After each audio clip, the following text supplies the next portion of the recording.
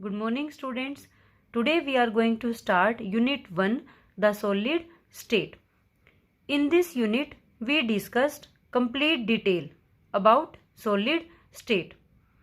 First, we start with general characteristics of solid state.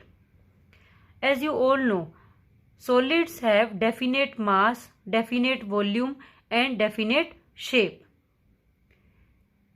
In solid, each particles of a solids are tightly packed. Intermolecular forces are strong. Intermolecular distance between two molecules are negligible. Intermolecular distances are short or negligible. Solids have high density. Solids are incompressible. In solid, constituent particles, either atoms, molecules or ions, have fixed position and can only oscillate about their mean position. ठीक है students, solid में particles जो होते हैं tightly packed होते हैं, can not move freely but they can oscillate about their mean position. Next we discuss two important type of solids, crystalline solid और amorphous solid. First we start with arrangement of particles. देखिए, in crystalline solids particles are arranged in a well definite geometrical pattern in 3-dimensional space. Crystalline solid में हर particle एक systematic arrangement में arrange होगा और amorphous में irregular arrangement रहेगी particles की इन 3-dimensional स्पेस. जैसे कि आप यहाँ पर देखिए, इसमें जो पार्टिकल्स अरेंज हैं एक सिमेट्रिकल डिस्ट्रीब्यूशन में अरेंज है, बट यहाँ पे इरेगुलर डिस्ट्रीब्यूशन है पार्टिकल्स की. और यहाँ पर जो अरेंजमेंट होती है, एक रेगुलर अरेंजमेंट जो होती है लॉन्ग रेंज तक रहती है. तो crystalline solids are long range orders but amorphous solids are short range order. Next है, crystalline solids have sharp melting point. जो क्रिस्टलाइन सॉलिड्स होता है उनका एक पर्टिकुलर मेल्टिंग पॉइंट होता है, they have sharp melting point. But amorphous solid melt over a range of temperature. इनका अपना एक शार्प मेल्टिंग पॉइंट नहीं होता, ये एक रेंज में मेल्ट होते हैं. जैसे 100 डिग्री सेल्सियस से मेल्ट होना शुरू हुआ तो 110 तक जाके मेल्ट हो रहा है, तो एक रेंज में मेल्ट रहेगा ये. नेक्स्ट पॉइंट ऑफ डिफरेंस है कि अगर क्रिस्टलाइन सॉलिड को हम कट करते हैं नाइफ के साथ, किसी भी शार्प टूल के साथ, तो 2 पीसेज में कट होगा and then they give a plain smooth surface. Cutting के बाद क्रिस्टलाइन सॉलिड्स का जो सरफेस रहेगा वो स्मूथ रहेगा. बट एमोर्फस सॉलिड्स को अगर कट करते हैं या इसके पीसेस हो जाते हैं तो उसके बाद जो सरफेस होगा वो रफ होगा, इरेगुलर सरफेस रहेगा. जैसे इसका एग्जांपल है ग्लास. आपने देखा होगा अगर ग्लास ब्रेक हो जाता है तो जो उसके टुकड़े होते हैं उनका जो सरफेस होता है वो इरेगुलर होता है, रफ होता है.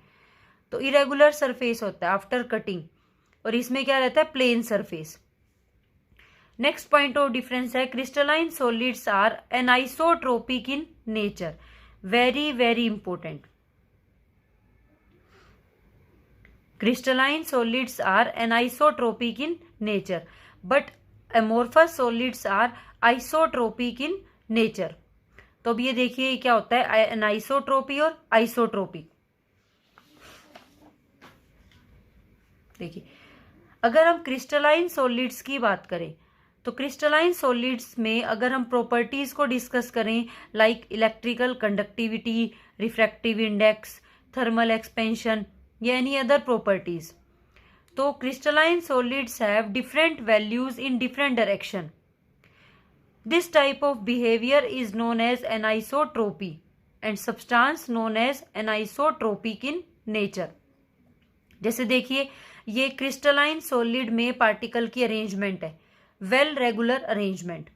हम 2 डिफरेंट डायरेक्शंस में ए और बी अगर पार्टिकल की अरेंजमेंट देखें तो अब आप देखिए, इन ए की टाइप के पार्टिकल अलाइंड है in a direction A, but in direction B alternate arrangement of particles occurs. तो due to different distribution of particles, due to different arrangement of particles in two different direction they give different values in different direction. That's why crystalline solids are anisotropic in nature. But amorphous solids में क्या होता है, irregular arrangement होती है, so they give properties same value in all direction. सभी direction में values जो होगी प्रॉपर्टीज की वो क्या रहेगी, सेम रहेगी. तो that's why they are known as isotropic in nature. ये बहुत इंपॉर्टेंट पॉइंट है, ध्यान रखना है. क्रिस्टलाइन सॉलिड्स होते हैं एनाइसोट्रोपिक और एमोर्फस सॉलिड होते हैं isotropic in nature. Next point of difference है crystalline solids are true solids but amorphous solids are not true solids, they are pseudo solids और also known as super cooled liquids. देखिए बेटा, amorphous solids होते हैं उनकी properties होती है fluidity की. जैसे हम इसका एग्जांपल लें, ग्लास एक एमोर्फस सॉलिड है जिसकी जो एक सुपर कूल्ड लिक्विड होता है, हाई विस्कोसिटी होती है बहुत ज्यादा, and then they have possessed fluidity.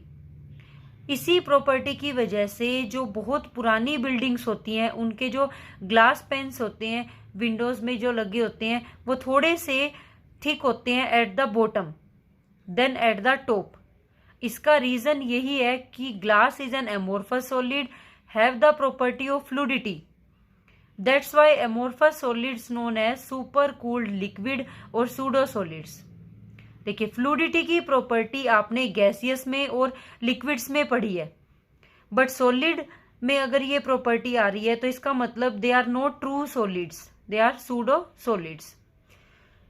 और एक और यहां से आता है कि due to fluidity glass looks thicker at the bottom and then they give milky appearance. They looks milky because it undergo heating during the day and cooling at the night.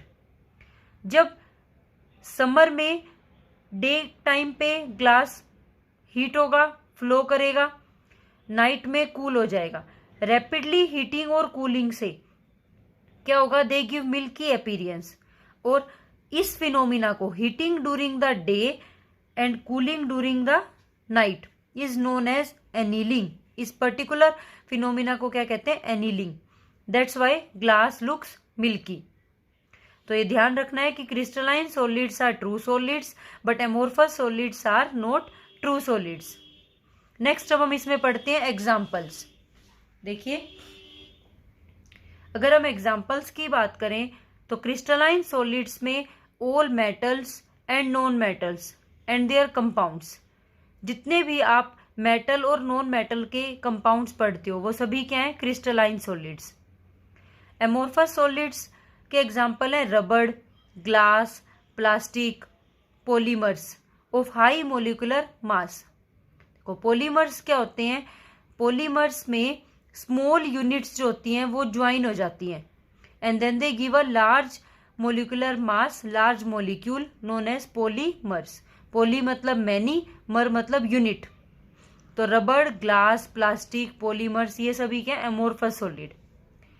अब इसमें एक और पॉइंट देखिए, अगर crystalline solid को बार बार heat करें और फिर कूल करें तो हीट करने से ये मेल्ट होगा, फिर कूल करने से अगेन सॉलिडिफाई हो जाएगा.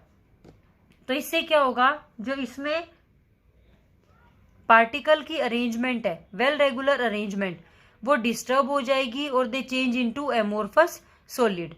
तो बाय रैपिडली हीटिंग और cooling crystalline solid can change into amorphous solid. इसका एक एग्जांपल देखिए, क्वार्ट्ज और सिलिका. क्वार्ट्ज और सिलिका जो है वो एक क्रिस्टलाइन सॉलिड है जिसमें सिलिकॉन ऑक्सीजन बॉन्ड जो है एक वेल रेगुलर ज्योमेट्री में अरेंज है. बट बाय रैपिडली हीटिंग और cooling silica can change into silica glass. Silica glass is an amorphous solid. In silica glass arrangement of bond becomes irregular. तो crystalline solid can be change into amorphous solid.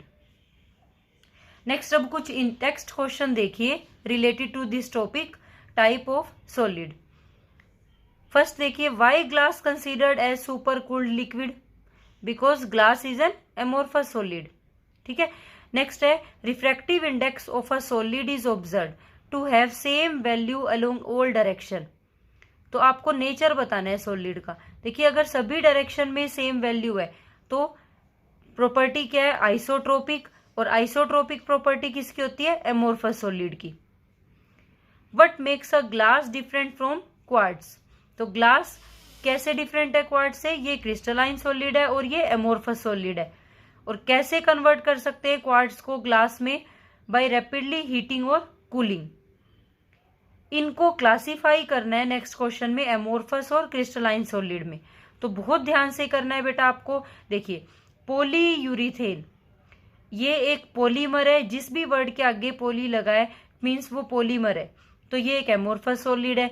Naphthalene एक compound है, crystalline solid है।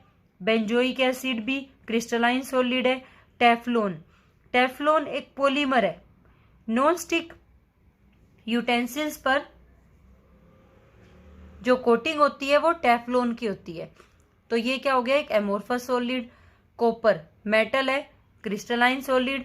Potassium nitrate crystalline solid. Polyvinyl chloride PVC polymer है, amorphous solid. Silica, silica crystalline solid. Next देखिए classification of crystalline solid. Crystalline solids are classified into 4 main types: ionic solid, molecular solid, covalent और network solid और metallic solid। तो discuss करते हैं अभी इन्हें one by one, हम इनकी डिटेल पढ़ते हैं। फर्स्ट देखिए आयनिक सॉलिड। आयनिक सॉलिड में जो पार्टिकल्स होते हैं, constituent particles are positive and negative ions. For example NaCl, ZnS, caesium chloride. तो आयनिक सॉलिड में पार्टिकल्स क्या होंगे, ions. Next these ions are tightly packed by strong force of attraction. So due to strong force of attraction ionic solid have high melting and boiling point. और ये point आपको पता ही है, ionic solids behave as a insulator in solid state but they act as a good conductor in molten state or in aqueous solution.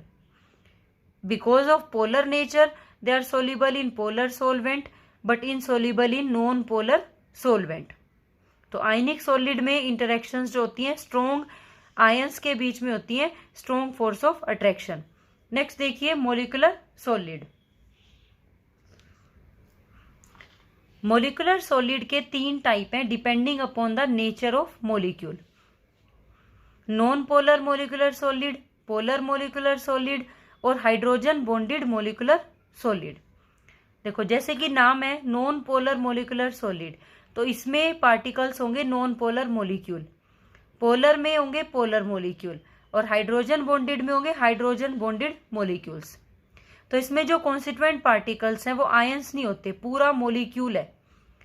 Non polar में H2, Cl2, I2 और gases helium, neon, argon ये सब रहेंगे। Polar में polar molecule have some dipole HCl, SO2। Hydrogen bonded में only those molecules which form hydrogen bond. तो इसमें forces होंगी weak van der Waals forces, dispersion forces. इसमें फोर्सेस रहेंगी because of polar nature, dipole dipole interaction, जिसमें होंगी hydrogen bonding. Molecules हैं, कोई फ्लो ऑफ आयंस नहीं होगा, फ्लो ऑफ इलेक्ट्रॉन्स नहीं होगा, तो they act as a insulator. All these 3 types these are insulators. Low melting point होता है because of weak forces have very low melting point. Not so high, have low melting point but higher than non polar. और इसका जो melting point होता है इन दोनों से क्या रहता है, थोड़ा सा ज्यादा रहता है, बट आयनिक सॉलिड से लेस होता है melting point. Because of non polar nature they are insoluble in water, they soluble in water. और जो हाइड्रोजन बॉन्डिंग होते हैं वो भी क्या रहते हैं, वाटर सोल्यूबल रहते हैं सॉलिड्स। तो इनके एग्जाम्पल्स आपको ध्यान रखने हैं कि कौन सा सॉलिड किस कैटेगरी में आता है, कि नॉन पोलर में है, पोलर में है या हाइड्रोजन बॉन्डेड में। ठीक है, नेक्स्ट देखिए थर्ड, कोवेलेंट और नेटवर्क सॉलिड। कोवेलेंट और नेटवर्क सॉलिड में जो पार्टिकल्स होते हैं वो होते हैं नॉन मेटल एटम्स। इसमें एटम लिंक्ड होता है with other atom by a covalent bond. Through out the crystal give a network like structure. Network is formed between atoms joined together by covalent bond. For example, diamond, graphite, SiO2, silicon carbide, aluminium nitride, ये सभी example हैं covalent solid के।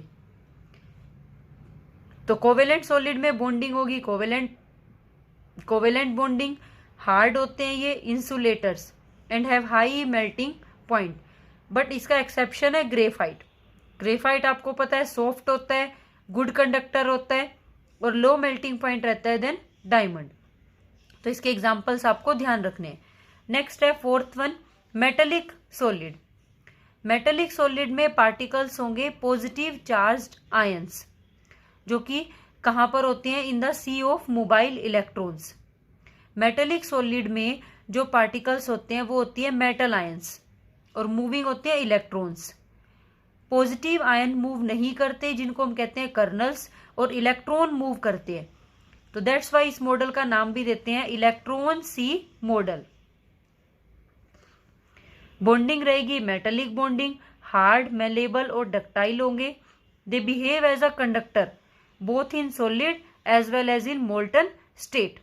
Reason क्या रहेगा, due to mobile electrons. इसके example में आएंगे all metals and alloys, वो सभी क्या होंगे, मेटेलिक सॉलिड। तो ये 4 क्लासिफिकेशन थी, क्लासिफिकेशन ऑफ क्रिस्टलाइन सॉलिड। अब अगर आपके पास ये क्वेश्चन आता है, आपको क्लासिफाई करना है, इनको क्लासिफाई करना है फॉलोइंग सॉलिड्स को इंटरमोलिकुलर फोर्सेस के बीच पे, तो अब आप ये खुद से करेंगे, ये नोट डाउन कर लीजिए स्टूडेंट्स कि आपको क्लासिफाई करना है कि आयनिक सॉलिड है, कोवेलेंट सॉलिड है, मेटेलिक है या मोलिकुलर है। Potassium sulphate, tin, benzene, urea, ammonia, zinc sulphate, water, graphite, rubidium, argon, silicon carbide, brass, silicon, iodine, phosphorus, ammonium phosphate, tetra phosphorus, deca oxide. तो इन सभी को ध्यान से देख के कि इनमें से कौन मेटल है, कौन एटम्स हैं, नॉन मेटल के एटम्स हैं, किन के आयंस बनेंगे और कौन मॉलिक्यूल्स हैं, इनको कैटेगराइज करना है। नेक्स्ट टॉपिक अब हम स्टार्ट करते हैं crystal lattice and unit cell. देखिए सॉलिड्स में क्या होता है, क्रिस्टलाइन सॉलिड में पार्टिकल्स अरेंज्ड होते हैं इन वेल डेफिनेट ज्योमेट्री। अब हम इन पार्टिकल्स की अरेंजमेंट को 3 डायमेंशनल स्पेस में अगर हम पढ़े तो 3 डायमेंशनल स्पेस में जो अरेंजमेंट आती है पार्टिकल्स की उसको हम कहते हैं क्रिस्टल लैटिस और space lattice.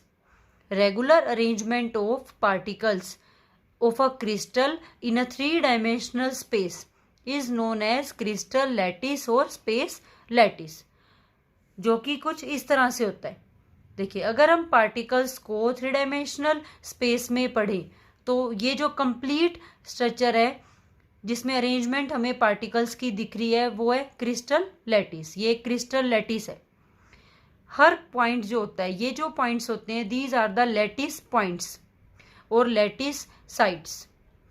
Each lattice point represent a particular atoms, particular particle, जिनसे भी मिलके बना है सॉलिड। हर जो लैटिस पॉइंट है उन पार्टिकल्स को रिप्रेजेंट कर रहा है यहाँ पर। अब नेक्स्ट इसमें एक बहुत ही इंपॉर्टेंट टर्म आती है यूनिट सेल। देखिए यूनिट सेल क्या होता है, इस पूरे क्रिस्टल लैटिस का वो स्मॉलेस्ट पोर्शन जिसको अगर हम बार बार रिपीट करें जिससे ये पूरा क्रिस्टल लैटिस बना है तो उसको हम कहते हैं यूनिट सेल। जैसे अब यहाँ पर ये वाला जो मैंने पिंक कलर का आपको एक ये बनाया है क्यूब, इसको अगर बार बार रिपीट कर रहे हैं तो ये पूरा यूनिट क्रिस्टल लैटिस बन रहा है इन 3 डायमेंशनल स्पेस। तो ये smallest portion of a whole crystal lattice which when repeated again and again and give a complete crystal lattice known as unit cell। तो यूनिट सेल होता है ये स्मॉलेस्ट पोर्शन जिसको अगर हम बार बार रिपीट करें जिससे हमें पूरा लैटिस मिलता है, इसको हम कहते हैं यूनिट सेल। जैसे अब आप इस क्रिस्टल सिस्टम में देख सकते हैं, यहाँ पर एक यूनिट सेल ये एक इसके साथ है, 2 एक यहाँ पर है इसके बिल्कुल बैक में, एक जो ये यूनिट सेल है इसके बैक में। तो 4 यहाँ पे दिख रहे हैं आपको यूनिट सेल और 4 इनके अबव है। तो इस क्रिस्टल में टोटल जो आपको दिख रहे हैं 8 यूनिट सेल्स दिख रहे हैं। इसी तरह से अगर हम इसको फर्दर बना रहे हैं तो रिपीटेड यूनिट्स क्या रहेंगी, यूनिट सेल। एक यूनिट सेल के 2 पैरामीटर्स होते हैं, लेंथ एंड एंगल्स। ये जो होती है ए बी सी, ये तो होती है axial length. Alpha beta gamma ये होते हैं एंगल्स।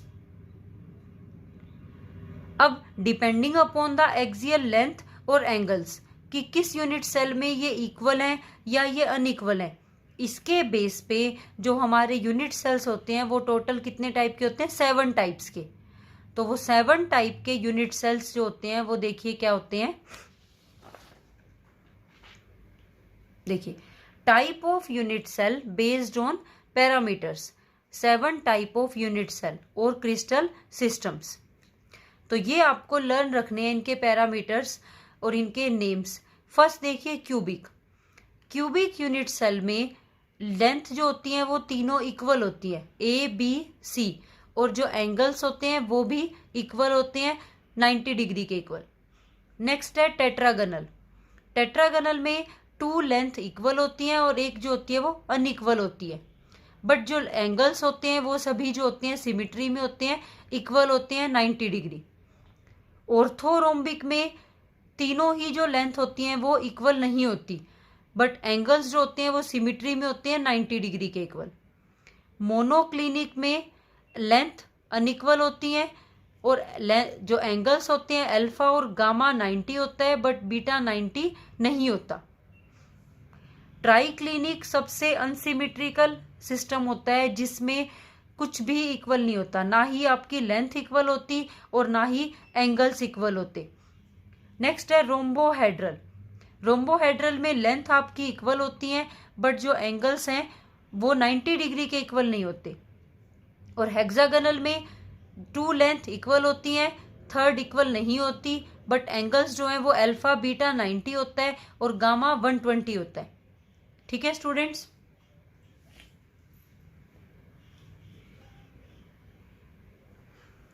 मोस्ट सिमेट्रिकल सिस्टम है क्यूबिक और मोस्ट अनसिमेट्रिकल सिस्टम है ट्राइक्लिनिक।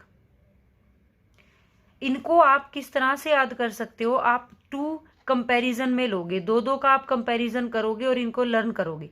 जैसे क्यूबिक और ट्राइक्लिनिक आप सभी बच्चों को याद हो जाएंगे इजिली। क्यूबिक में सब कुछ इक्वल है और ट्राइक्लिनिक में सब कुछ अनइक्वल है। ठीक है, अब आपको कंपैरिजन करना है, सेम नेम्स के देख लीजिए। देखिए, मोनोक्लिनिक और ट्राइक्लिनिक का क्या डिफरेंस है। मोनोक्लिनिक और ट्राइक्लिनिक लेंथ सेम है, इनका डिफरेंस है एंगल्स का। इसी तरह से अगर हम बात करें टेट्रागनल और हेक्सागनल, तो लेंथ सेम है, एंगल्स का डिफरेंट है। इसमें सारे सिमेट्रिकल एंगल हैं और इसमें 120 है एक एंगल। अब हम बात करें ऑर्थोरोम्बिक और रोम्बोहेड्रल। ऑर्थोरोम्बिक और रोम्बोहेड्रल में आप देखिए ऑपोजिट है, इसकी लेंथ इक्वल नहीं है तो इसकी लेंथ इक्वल है, इसके एंगल्स इक्वल है 90 डिग्री के इक्वल, तो इसके एंगल जो है वो 90 डिग्री के इक्वल नहीं है। तो इस तरह से आप इन्हें याद कर सकते हैं। और ये जो 7 क्रिस्टल सिस्टम है, इनकी जो एग्जैक्ट शेप है वो कुछ इस तरह से है। देखिए, cubic, tetragonal, orthorhombic, hexagonal, rhombohedral, monoclinic, triclinic. देखो, इसमें आपको क्लियरली दिख रहा है कि देखिए ट्राइक्लिनिक में कुछ भी इक्वल नहीं है, ना ही लेंथ इक्वल है और ना ही एंगल। और क्यूबिक में सिमेट्रिकल है, सारी लेंथ इक्वल है और सारे एंगल भी जो है वो 90 डिग्री है। हेक्सागनल में 2 एंगल्स 90 डिग्री हैं बट 1 जो है वो 120 है। तो इस तरह से ये जो है ये 7 क्रिस्टल सिस्टम है। आपको इनकी शेप्स लर्न नहीं रखनी इस तरह से, बट ये पैरामीटर्स जो हैं इनके ये लर्न रखने हैं अच्छे से। ठीक है स्टूडेंट्स। नेक्स्ट देखिए, इसमें अब यूनिट सेल में पार्टिकल्स की पोजीशन के बेस पे जो यूनिट सेल होती हैं वो 2 टाइप की होती हैं, प्रिमिटिव यूनिट सेल और non primitive unit cell. Primitive unit cell और सिंपल यूनिट सेल भी कहते हैं इसको, सिंपल यूनिट सेल। देखिए, अगर पार्टिकल सिर्फ कॉर्नर पे हैं तो हम उस यूनिट सेल को कहेंगे सिंपल यूनिट सेल, और पार्टिकल कॉर्नर के साथ साथ सम अदर पोजीशंस पे भी हैं तो हम उसे कहेंगे सेंटर्ड यूनिट सेल या नॉन प्रिमिटिव यूनिट सेल। कितने कॉर्नर होते हैं? 8। तो पार्टिकल अगर सिर्फ कॉर्नर्स पे हैं तो सिंपल यूनिट सेल। अब आप देखिए कॉर्नर के साथ साथ और कौन कौन सी पोजीशन पे पार्टिकल हो सकते हैं। फर्स्ट देखिए, फेस सेंटर्ड यूनिट सेल। देखिए पार्टिकल्स कहाँ पे हैं? कॉर्नर्स पे भी हैं, प्लस 6 फेसेस के सेंटर में है। एक क्यूब के कितने फेस होते हैं? 6। तो हर फेस के सेंटर में पार्टिकल है, तो 8 कॉर्नर्स पे हैं और 6 फेस के सेंटर में है, तो आपकी यूनिट सेल हो गई face centred unit cell. Body centred unit cell, particles corner पे भी होंगे और एक होगा विद इन द बॉडी, बीच में बिल्कुल। एज सेंटर्ड यूनिट सेल में कहाँ होंगे? पार्टिकल्स 8 कॉर्नर्स पे होंगे प्लस 12 एज सेंटर्स। कितनी एज होती है? 12। हर एज के सेंटर पे पार्टिकल होगा, तो 8 कॉर्नर्स पे होंगे और 12 एज के सेंटर पे। एक और इसमें हमारी होती है centred unit cell, end centred unit cell. End centred में पार्टिकल्स होते हैं कॉर्नर्स पे प्लस 2 पार्टिकल होते हैं at the centre of 2 opposite face. कोई भी 2 ऑपोजिट फेस ले सकते हो आप, एक ये होगा तो ये एक इसके सामने। अगर आप यहाँ लिखोगे पार्टिकल तो आप एक यहाँ लगाओगे, एक यहाँ आगे होगा तो एक यहाँ बैक पे होगा। सिर्फ 2 सेंटर में रहेंगे 2 ऑपोजिट फेसेस के।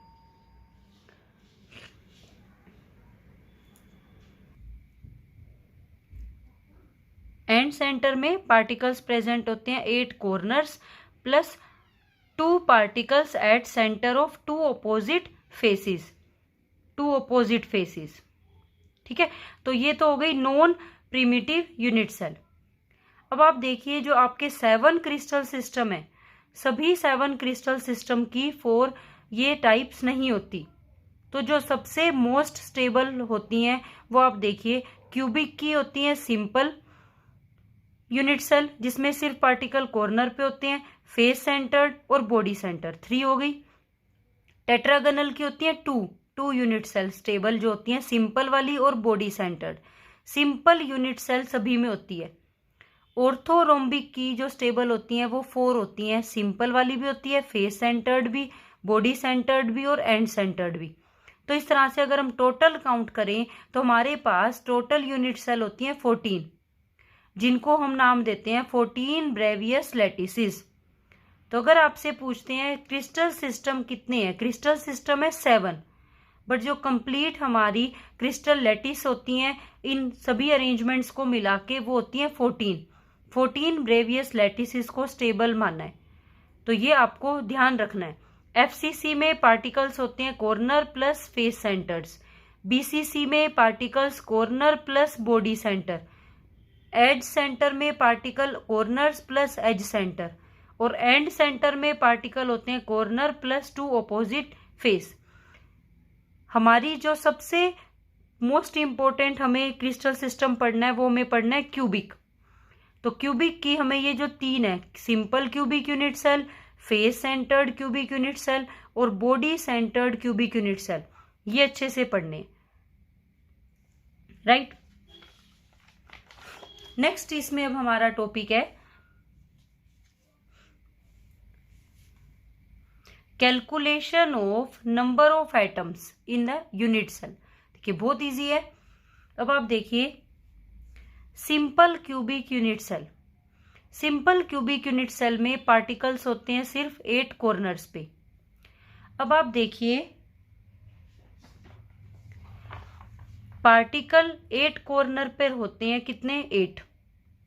बट जब होल क्रिस्टल सिस्टम की बात करते हैं तो एक पार्टिकल जो कॉर्नर पे है वो कितना कंट्रीब्यूट कर रहा है विद अदर यूनिट सेल, उससे हम इसका नंबर ऑफ एटम निकालते हैं एक यूनिट सेल में कितना है। तो अब आप देखिए ये वाला कॉर्नर, जो पार्टिकल कॉर्नर पे है वो कितने नंबर ऑफ यूनिट सेल के साथ शेयर हो रहा है, इसमें ध्यान से देखिए। देखिए ये पार्टिकल जो है, एक ये यूनिट सेल हो गई 1 2 3 4, 4 तो ये हो गई, और 4 यूनिट सेल है इसके ऊपर। तो ये जो पार्टिकल है ये 8 यूनिट सेल से शेयर होता है। तो एक यूनिट सेल में इसका कितना हिस्सा आता है, 1/8। तो ऐसे ही जितने भी पार्टिकल्स कॉर्नर पे हैं वो कितने यूनिट सेल से शेयर होती हैं, 8 से। तो एक यूनिट सेल में उसका कितना पार्ट आता है, 1/8। जैसे इसका कितना आ रहा है, 1/8।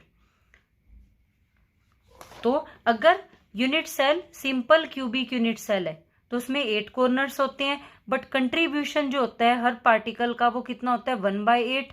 तो उसके अकॉर्डिंग अगर हम टोटल नंबर ऑफ एटम्स निकालें पर यूनिट सेल, सिंपल क्यूबिक में कितने हो गए, 1, 8 इंटू 1/8, तो 1 आ गई। तो ये आपको ध्यान रखना है, कंट्रीब्यूशन ध्यान रखना है और number of particle per unit cell. Next देखिए body centered cubic unit cell, BCC. BCC में 8 पार्टिकल कॉर्नर पे होते हैं और 1 पार्टिकल बॉडी सेंटर पे। जो पार्टिकल कॉर्नर पे होते हैं उनका कितना कंट्रीब्यूशन होता है, 1/8। तो उनके कितने नंबर हो गए, 1। और जो पार्टिकल बॉडी में होता है, विद इन द बॉडी, वो किसी के साथ शेयर नहीं होगा। जैसे कि आप देखिए ये वाला, इसमें पार्टिकल बॉडी में है तो ये किसी भी यूनिट सेल के साथ शेयर नहीं होगा। तो कंप्लीट इसका कितना कंट्रीब्यूशन रहेगा, 1। तो अगर हम टोटल देखें बीसीसी में तो total number of particles per unit cell कितने रहेंगे, 2। 1 बॉडी के साथ रहेगा और जो 1 आया है वो कॉर्नर वाला, तो टोटल रहेंगे 2। तो बीसीसी में number of atoms per unit cell कितने होते हैं, 2। नेक्स्ट देखिए face centred cubic unit cell.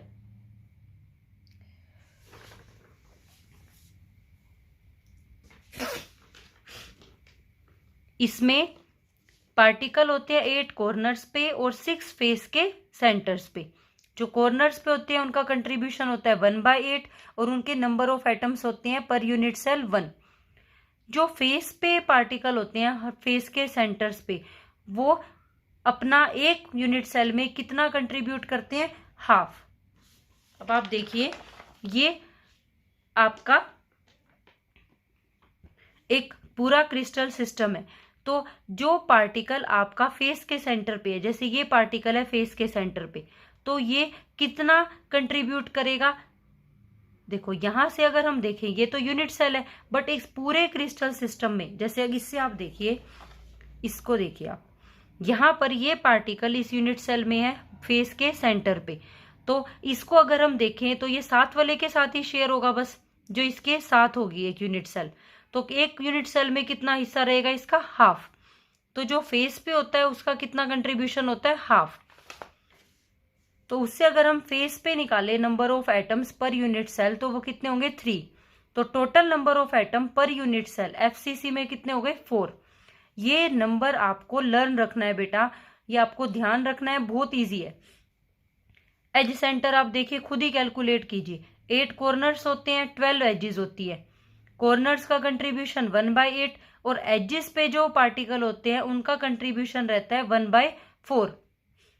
तो उसके अकॉर्डिंग अगर हम नंबर ऑफ पार्टिकल्स निकाले पर यूनिट सेल तो वो कितने हो गए, 4।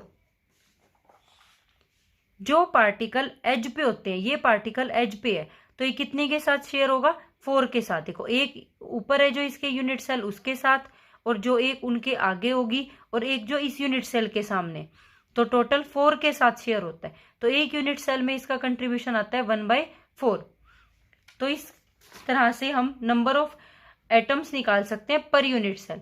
सिंपल क्यूबिक में 1, बीसीसी में 2, एफसीसी में 4, एज सेंटर में 4।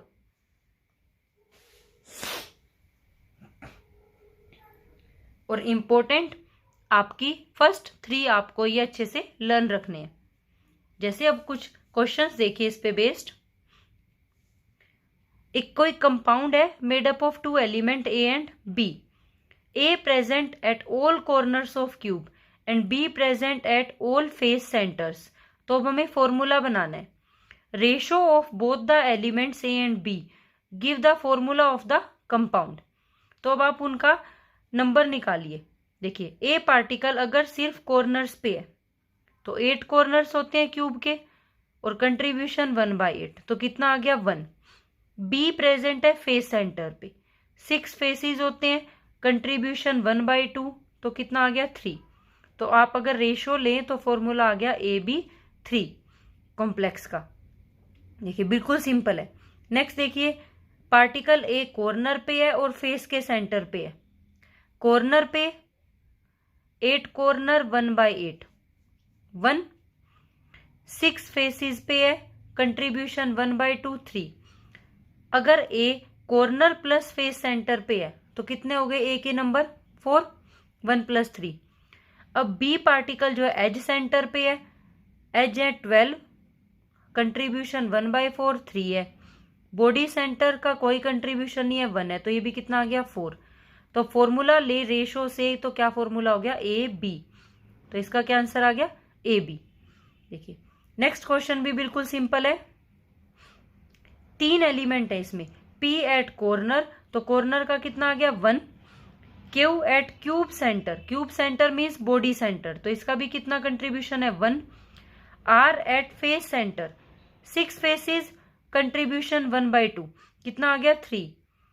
तो अब आपका फॉर्मूला क्या हो गया PQR3। तो इस तरह से आप इजिली कोई भी आपका जो सॉलिड है उसके जो कॉन्स्टिट्यूएंट एटम्स हैं उनकी पोजीशन से आप उसका फॉर्मूला बना सकते हैं। Ratio of A and B give the formula of the solid. Next topic है क्लोज पैक्ड स्ट्रक्चर्स। देखिए अब हम इसमें सॉलिड के जो पार्टिकल हैं उनको मानेंगे हार्ड स्फीयर। और जैसे कि आपको पता है कि सॉलिड में जो पार्टिकल्स होते हैं वो एक दूसरे को टच करते हैं। इसमें एक पार्टिकल को जितने पार्टिकल उसके नेबर में, ठीक है, नियरेस्ट नेबर में जितने पार्टिकल उसको टच करते हैं वो होता है उसका कोऑर्डिनेशन नंबर। तो हम स्टार्ट करते हैं क्लोज पैकिंग इन 1 डायमेंशन से। देखिए क्लोज पैकिंग इन 1 डायमेंशन को कैसे पढ़ेंगे, सिंगल लाइन में अरेंज करें अगर पार्टिकल को, तो इसमें एक पार्टिकल को कितने पार्टिकल टच करें नियरेस्ट नेबर से 2, तो इसमें कोऑर्डिनेशन नंबर क्या रहेगा सॉलिड का 2। नेक्स्ट देखिए close packing in 3 dimensions, sorry close packing in 2 dimensions. जब हम 2 डायमेंशन में क्लोज पैकिंग पढ़ते हैं तो 2 वेज है। तो अब आप ध्यान से देखिए 2 डायमेंशन में हम जो ये एक लेयर है इसके नीचे एक नेक्स्ट लेयर प्लेस करेंगे, बट उसको नेक्स्ट लेयर को प्लेस करने के 2 वेज है। फर्स्ट देखिए अगर हम फर्स्ट लेयर के जस्ट बिलो, बिल्कुल एग्जैक्टली बिलो रखें सेकेंड लेयर के पार्टिकल तो कुछ इस तरह से अरेंजमेंट रहेगी। इसी तरह से थर्ड लेयर के भी जो है बिल्कुल इसके स्ट्रेट रखें तो एक वेल रेगुलर अरेंजमेंट आ जाएगी। इसमें एक पार्टिकल के नियरेस्ट नेबरिंग में कितने पार्टिकल रहेंगे 4, तो इस पैकिंग का नाम होगा square close packing with coordination number 4।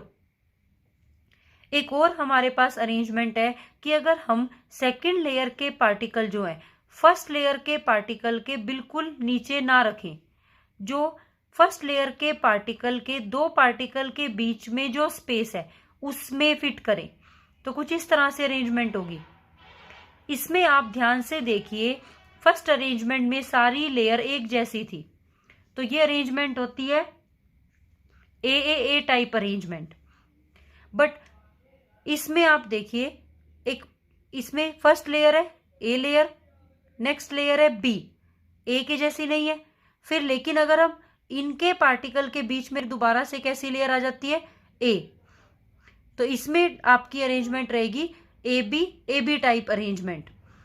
और इसमें जो एक पार्टिकल होता है उसके नियरेस्ट में है 6 पार्टिकल, तो कोऑर्डिनेशन नंबर इसका होगा 6 और पैकिंग का नाम होगा हेक्सागोनल क्लोज पैकिंग। तो क्लोज पैकिंग जो होती है 2 डायमेंशनल में 2 वेज है, स्क्वायर क्लोज पैकिंग और हेक्सागोनल क्लोज पैकिंग। ठीक है स्टूडेंट्स, तो यहां तक आप अच्छे से करिए। नेक्स्ट क्लास में अब हम पढ़ेंगे क्लोज पैकिंग इन 3 डायमेंशंस।